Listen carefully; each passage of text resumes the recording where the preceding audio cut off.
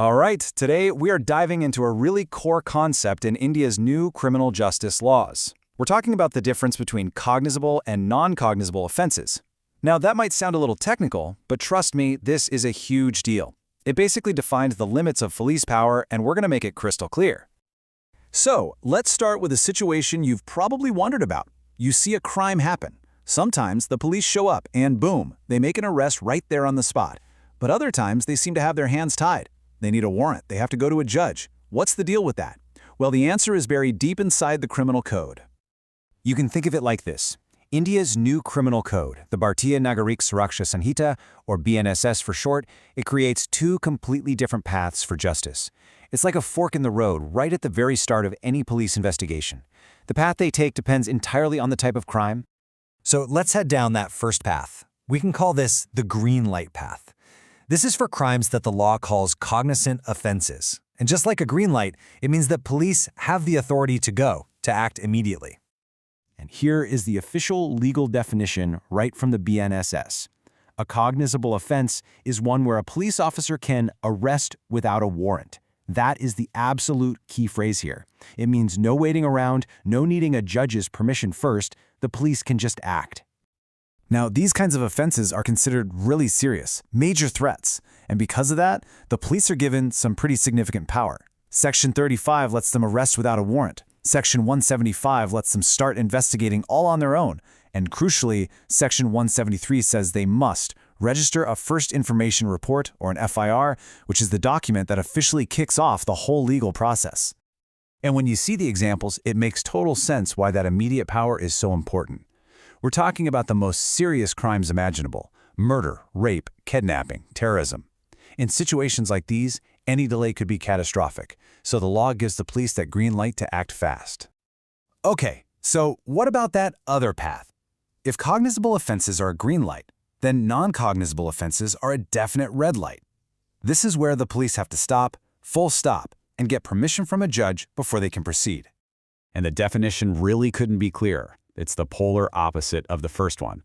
A non-cognizable offense is one where a police officer has, and I quote, no authority to arrest without a warrant. The law puts that in capital letters for a reason. It's a hard stop.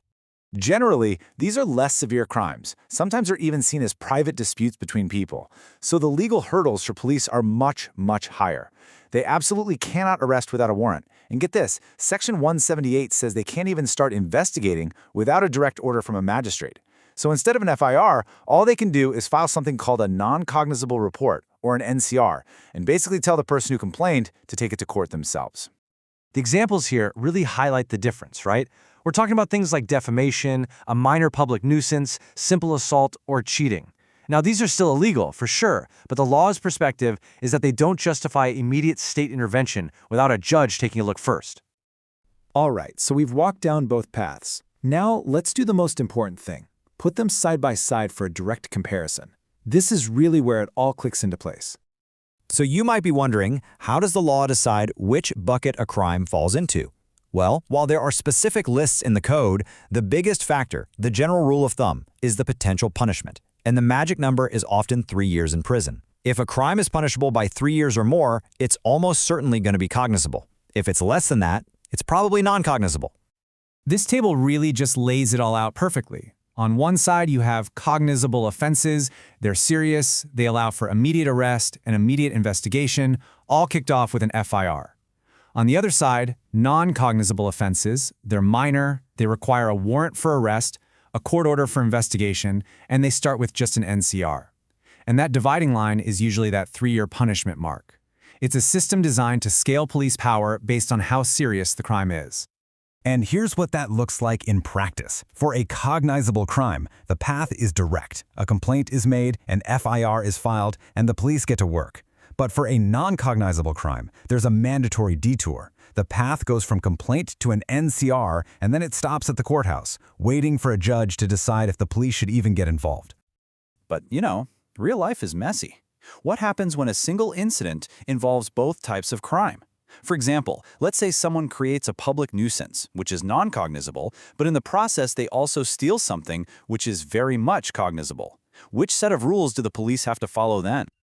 Well, the law actually gives us a very clear answer. Section 178, subsection 4 of the BNS lays it out. It says if a case has 2 or more offenses, and even just one of them is cognizable, then the entire case gets treated as a cognizable case. The most serious crime sets the rules for the whole thing. It's really simple math when you think about it. One green light offense plus any number of red light offenses equals a total green light for the police.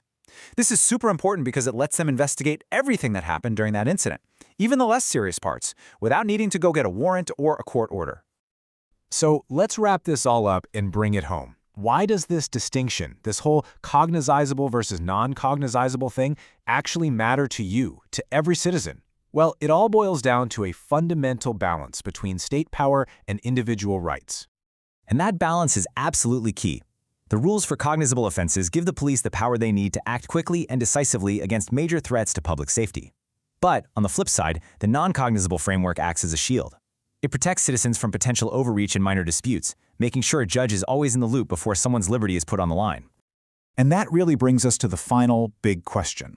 This whole two-tiered system is designed to walk a very fine line between security and freedom. It gives power when it's needed, but holds it back when caution is the better approach.